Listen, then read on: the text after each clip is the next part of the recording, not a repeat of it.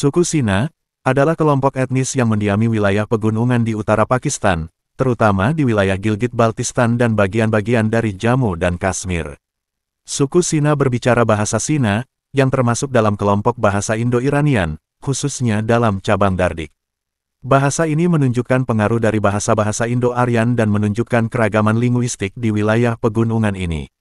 Suku Sina terutama tinggal di daerah-daerah seperti Gilgit, Chilas, dan beberapa bagian dari Baltistan di Pakistan. Mereka juga ditemukan di wilayah sekitar Lembah Hunza dan kawasan sekitarnya. Kehidupan tradisional suku Sina banyak bergantung pada pertanian dan peternakan. Mereka menanam berbagai jenis tanaman seperti gandum, jagung, dan barli, serta memelihara hewan seperti sapi, kambing, dan domba. Rumah tradisional suku Sina umumnya terbuat dari batu dan kayu, dirancang untuk menghadapi kondisi iklim pegunungan yang dingin dan keras. Rumah-rumah ini seringkali memiliki atap datar dan dinding tebal. Pakaian suku Sina biasanya terbuat dari bahan wol dan kapas. Pria mengenakan jubah panjang dan celana, sedangkan wanita mengenakan gaun panjang yang dihiasi dengan bordir dan perhiasan. Suku Sina memiliki struktur sosial yang relatif terorganisir dengan sistem kepala suku atau tetua yang memimpin komunitas. Mereka mengatur aspek-aspek kehidupan sosial dan adat istiadat. Kehidupan dalam masyarakat Sina seringkali bersifat komunal, dengan banyak aktivitas dilakukan secara kolektif, seperti pertanian dan perayaan festival. Sebagian besar suku Sina memeluk agama Islam, khususnya Sunni, meskipun ada juga yang mengikuti agama-agama lokal dan tradisi lama. Agama Islam mempengaruhi praktik keagamaan mereka, seperti perayaan hari raya, ibadah, dan ritual keagamaan. Suku Sina merayakan berbagai festival tradisional dan keagamaan yang mencerminkan kepercayaan mereka. Ini termasuk perayaan hari-hari besar Islam dan ritual yang berhubungan dengan siklus kehidupan seperti kelahiran, pernikahan, dan kematian. Suku Sina dikenal dengan tradisi budaya mereka yang kaya, termasuk musik, tarian, dan kerajinan tangan. Mereka memiliki lagu-lagu dan tarian tradisional yang sering dipertunjukkan selama festival dan upacara. Suku Sina berinteraksi dengan kelompok etnis lain di wilayah sekitar seperti suku Buruso dan Wahi. Interaksi ini sering melibatkan perdagangan dan pertukaran budaya. Seiring dengan modernisasi dan pengaruh dari luar, suku Sina mengalami perubahan dalam cara hidup mereka. Pendidikan, teknologi, dan infrastruktur modern mempengaruhi kehidupan tradisional mereka. Pembangunan infrastruktur di wilayah mereka, termasuk jalan dan fasilitas umum, mempengaruhi kehidupan sehari-hari suku Sina. Sementara modernisasi menawarkan kemajuan, ini juga membawa tantangan bagi pelestarian budaya tradisional. Ada upaya untuk melestarikan budaya dan bahasa Sina di tengah modernisasi. Organisasi lokal dan lembaga pendidikan bekerja untuk mempertahankan bahasa dan tradisi mereka melalui pendidikan dan program budaya. Pendidikan di wilayah Sina semakin berkembang, dengan adanya sekolah-sekolah yang mengajarkan bahasa dan budaya lokal serta kurikulum nasional. Ini membantu generasi muda untuk mempertahankan warisan budaya mereka sambil memanfaatkan peluang modern. Secara keseluruhan, suku Sina memiliki sejarah dan budaya yang kaya dengan tradisi yang mendalam dan struktur sosial yang terorganisir. Meskipun menghadapi tantangan dari modernisasi, mereka terus berusaha untuk mempertahankan identitas budaya mereka dan melestarikan warisan mereka di tengah perubahan zaman. Kecantikan fisik, keindahan tubuh, dan gaya hidup wanita suku Sina adalah refleksi dari budaya, lingkungan, dan tradisi yang unik. Wanita Sina umumnya memiliki kulit yang bersih dan sehat, yang seringkali dijaga dengan menggunakan bahan alami. Lingkungan pegunungan yang mereka huni memberikan udara yang segar dan alami, yang turut berkontribusi pada kesehatan kulit mereka. Ciri khas fisik wanita Sina termasuk fitur wajah yang tajam, dengan struktur wajah yang harmonis. Mata mereka seringkali besar dan ekspresif, mencerminkan keindahan alami mereka. Dalam perawatan kulit, wanita Sina sering menggunakan bahan-bahan alami seperti minyak, ramuan herbal, dan produk tradisional lainnya. Ini membantu menjaga kelembutan dan kesehatan kulit, terutama dalam iklim yang dingin dan kering. Keindahan tubuh wanita Sina terlihat dalam pakaian tradisional mereka, seperti firant gaun panjang dan asteris salwar kameez asteris. Pakaian ini tidak hanya praktis untuk iklim pegunungan tetapi juga dihiasi dengan bordir dan sulaman yang menonjolkan keindahan dan keterampilan seni tekstil mereka. Perhiasan memainkan peran besar dalam menambah keindahan tubuh. Wanita Sina mengenakan berbagai aksesoris seperti kalung, gelang, cincin, dan anting-anting yang seringkali terbuat dari logam berharga atau dihiasi dengan batu permata. Perhiasan ini melengkapi penampilan mereka dan menonjolkan keindahan tubuh. Postur tubuh wanita Cina, terutama dalam pakaian tradisional mereka, cenderung elegan dan anggun. Postur ini seringkali mencerminkan kepercayaan diri dan kehormatan diri. Gerakan mereka dalam kehidupan sehari-hari, seperti saat melakukan kegiatan rumah tangga atau berpartisipasi dalam upacara adat, sering dilakukan dengan cara yang penuh keanggunan dan kehalusan, yang menambah daya tarik visual mereka.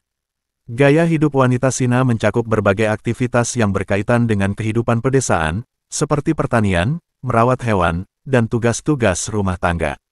Aktivitas ini menunjukkan ketahanan fisik dan keterampilan praktis yang sangat dihargai dalam komunitas mereka. Aktivitas fisik yang terlibat dalam kehidupan sehari-hari mereka berkontribusi pada kebugaran tubuh. Menghadapi cuaca dingin dan medan yang sulit juga membantu menjaga kesehatan fisik mereka. Wanita Cina sering memiliki ritual kecantikan tradisional yang melibatkan penggunaan bahan-bahan alami untuk perawatan kulit dan rambut. Ritual ini mencakup cara-cara menjaga kebersihan dan kelembutan kulit serta merawat rambut panjang mereka. Selama acara sosial dan festival, wanita Cina mengenakan pakaian terbaik mereka dan menghias diri dengan perhiasan yang indah. Ini tidak hanya menunjukkan kecantikan mereka tetapi juga penting dalam budaya dan upacara sosial mereka. Dengan masuknya pengaruh modernisasi dan globalisasi, wanita Cina mungkin mengadopsi elemen-elemen mode modern dalam pakaian dan gaya mereka.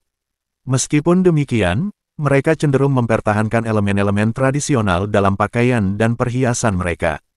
Ada upaya untuk melestarikan elemen-elemen tradisional dari gaya hidup dan kecantikan wanita Cina, termasuk pendidikan tentang pakaian tradisional, perhiasan, dan praktik perawatan diri. Kecantikan fisik dan keindahan tubuh wanita suku Cina adalah hasil dari kombinasi antara gaya pakaian tradisional, perhiasan, dan gaya hidup yang aktif dan terlibat. Mereka menjaga kesehatan dan kebugaran melalui aktivitas sehari-hari yang melibatkan kerja keras dan perawatan diri yang alami. Meskipun terpengaruh oleh modernisasi, wanita Cina terus mempertahankan elemen-elemen budaya dan tradisi dalam kecantikan mereka. Legenda dan mitos suku Cina adalah bagian penting dari warisan budaya mereka, menggambarkan pandangan mereka tentang dunia, hubungan mereka dengan alam, dan ajaran moral yang diteruskan dari generasi ke generasi. Seperti banyak budaya lainnya, suku Cina memiliki mitos penciptaan yang menjelaskan asal-usul dunia dan manusia. Beberapa cerita menceritakan tentang dewa atau roh yang menciptakan bumi, gunung, dan sungai. Dalam beberapa versi, ada dewa-dewa yang memainkan peran penting dalam membentuk lanskap dan menetapkan hukum-hukum alam. Mitos penciptaan manusia sering menggambarkan bagaimana manusia pertama kali muncul dan bagaimana mereka belajar tentang kehidupan dan adat istiadat. Ini biasanya melibatkan cerita tentang pasangan pertama atau makhluk yang membawa pengetahuan dan peradaban kepada manusia. Dalam budaya Cina, ada banyak cerita tentang pahlawan legendaris yang dikenal karena keberanian dan keterampilan mereka. Pahlawan ini sering terlibat dalam pertempuran melawan kekuatan jahat, monster, atau musuh, dan mereka sering dianggap sebagai pelindung komunitas. Legenda pahlawan ini sering menggambarkan sifat-sifat seperti keberanian, kebijaksanaan, dan kesetiaan. Cerita-cerita ini digunakan untuk mengajarkan nilai-nilai moral dan memberikan teladan tentang kepemimpinan dan integritas. Wilayah pegunungan yang dihuni oleh suku Cina, termasuk Gunung Karakoram, sering dianggap sebagai tempat tinggal para dewa atau roh dalam mitos mereka. Ada cerita yang menjelaskan bagaimana gunung-gunung tersebut terbentuk dan bagaimana mereka mempengaruhi kehidupan masyarakat Cina. Legenda seringkali juga mencakup cerita tentang pembentukan sungai dan lembah di wilayah mereka. Dalam beberapa cerita, sungai dianggap sebagai tempat yang dihuni oleh makhluk mistis atau memiliki kekuatan suci. Suku Cina percaya pada roh-roh yang tinggal di gunung, hutan, dan sungai. Legenda sering menggambarkan bagaimana roh-roh ini mempengaruhi kehidupan sehari-hari dan menjaga keseimbangan alam. Beberapa legenda menceritakan tentang roh penjaga yang melindungi komunitas dari bahaya dan mengatur nasib mereka. Ini seringkali mencakup cerita tentang bagaimana roh ini berinteraksi dengan manusia dan memberikan nasihat atau perlindungan. Banyak cerita rakyat suku Cina mengandung pelajaran moral tentang kebaikan, kejujuran, dan kepatuhan terhadap adat istiadat. Cerita ini sering menggunakan karakter-karakter seperti hewan atau dewa untuk menyampaikan pesan moral. Misalnya, Ada cerita tentang seorang pahlawan yang menghadapi kesulitan tetapi tetap setia dan jujur, dan pada akhirnya mendapatkan imbalan atas usahanya. Cerita-cerita ini digunakan untuk mengajarkan nilai-nilai dan norma-norma sosial kepada generasi muda. Beberapa festival dan perayaan dalam budaya Cina mencakup pementasan mitos dan legenda. Upacara ini mungkin melibatkan narasi tentang pahlawan legendaris atau dewa-dewa yang dihormati, serta ritual yang berkaitan dengan kepercayaan mereka. Selama acara-acara penting, seperti perayaan musim atau festival, cerita mitos seringkali dipentaskan atau diceritakan ulang sebagai bagian dari perayaan. Ini membantu menjaga tradisi hidup dan mendidik generasi muda tentang warisan budaya mereka. Seiring dengan penyebaran agama Islam di wilayah Cina, beberapa mitos dan legenda tradisional mungkin telah diintegrasikan dengan ajaran agama Islam. Ini bisa mengubah cara-cara tertentu dalam bagaimana cerita-cerita tersebut dipraktikkan atau ditransmisikan. Dengan pengaruh modernisasi, beberapa aspek dari mitos dan legenda tradisional mungkin mengalami perubahan atau pengaruh baru. Komunitas Cina berusaha untuk menjaga dan melestarikan cerita-cerita ini sambil menghadapi perubahan sosial dan budaya. Suku Cina termasuk dalam kelompok bahasa Dardic, yang merupakan bagian dari keluarga bahasa Indo-Iranian dari keluarga bahasa Indo-Eropa. Bahasa Cina, yang mereka gunakan, adalah salah satu bahasa Dardic, menunjukkan hubungan linguistik dengan kelompok etnis lain di kawasan tersebut. Suku Cina mendiami wilayah pegunungan di utara Pakistan, terutama di daerah Gilgit dan Chilas, serta beberapa bagian Baltistan. Wilayah ini dikenal dengan topografi yang berbukit-bukit dan iklim pegunungan yang ekstrim. Pada zaman kuno, wilayah yang sekarang menjadi tempat tinggal suku Cina adalah bagian dari kerajaan-kerajaan kuno di India Utara, seperti Gandhara. Budaya dan agama dari kawasan ini mungkin telah mempengaruhi masyarakat Cina, terutama dalam hal seni dan arsitektur.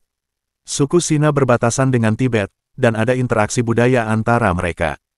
Pengaruh Tibet terlihat dalam beberapa aspek budaya Cina, termasuk dalam seni, arsitektur, dan kepercayaan.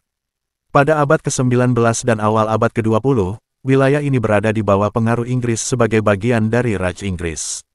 Pengaruh kolonial Inggris membawa perubahan dalam administrasi, infrastruktur, dan sistem sosial di kawasan tersebut. Setelah pembentukan Pakistan pada tahun 1947, wilayah Gilgit-Baltistan, tempat suku Cina tinggal, menjadi bagian dari negara baru tersebut.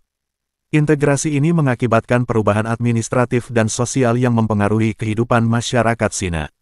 Struktur sosial suku Cina cenderung berbasis pada keluarga besar dan komunitas. Kepala suku atau tetua biasanya memimpin komunitas dan membuat keputusan penting.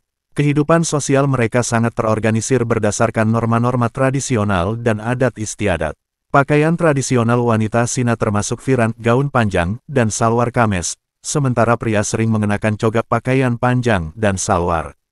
Pakaian ini dirancang untuk menyesuaikan dengan iklim dingin pegunungan. Suku Cina merayakan berbagai festival dan perayaan, yang seringkali mencakup acara adat seperti pernikahan, festival musiman, dan upacara keagamaan. Upacara ini mencerminkan adat istiadat mereka dan seringkali melibatkan tarian, musik, dan ritual. Sebagian besar anggota suku Cina menganut agama Islam Sunni. Agama ini mempengaruhi banyak aspek kehidupan sehari-hari mereka, termasuk adat istiadat, ritual keagamaan, dan hukum sosial. Ajaran Islam telah mengintegrasikan elemen-elemen dari mitos dan legenda tradisional Cina dengan ajaran agama. Ini bisa mempengaruhi bagaimana cerita dan praktik budaya diteruskan. Dengan perkembangan modernisasi, suku Cina mengalami perubahan dalam gaya hidup, pendidikan, dan ekonomi. Modernisasi membawa infrastruktur baru, akses ke teknologi, dan perubahan dalam pola hidup mereka. Meskipun menghadapi perubahan, ada usaha dari komunitas Cina untuk melestarikan bahasa, budaya, dan tradisi mereka. Pendidikan dan kegiatan pelestarian budaya membantu menjaga warisan mereka di tengah globalisasi. Pembangunan infrastruktur di Gilgit-Baltistan mempengaruhi kehidupan sehari-hari suku Cina. Proyek-proyek pembangunan dapat membawa perubahan ekonomi, tetapi juga dapat berdampak pada lingkungan dan cara hidup tradisional mereka. Suku Cina menghadapi tantangan dalam hal hak tanah, pelestarian lingkungan, dan kesejahteraan sosial. Organisasi lokal dan internasional berupaya membantu mereka dalam hal ini. Secara keseluruhan, sejarah dan asal-usul suku Cina mencerminkan perjalanan panjang yang melibatkan berbagai pengaruh budaya, perubahan sosial, dan adaptasi terhadap kondisi lingkungan dan politik. Mereka terus mempertahankan identitas budaya mereka sambil menghadapi tantangan. Terima kasih banyak telah menonton, semoga terhibur dan bermanfaat. Jika panjenengan berkenan, kami sangat berharap panjenengan bersedia subscribe channel ini dengan ikhlas setulus hati, agar channel ini semakin berkembang dan bersemangat menyajikan video-video yang menarik, unik serta menghibur panjenengan. Akhir kata, wassalamualaikum, sampai jumpa di segmen berikutnya.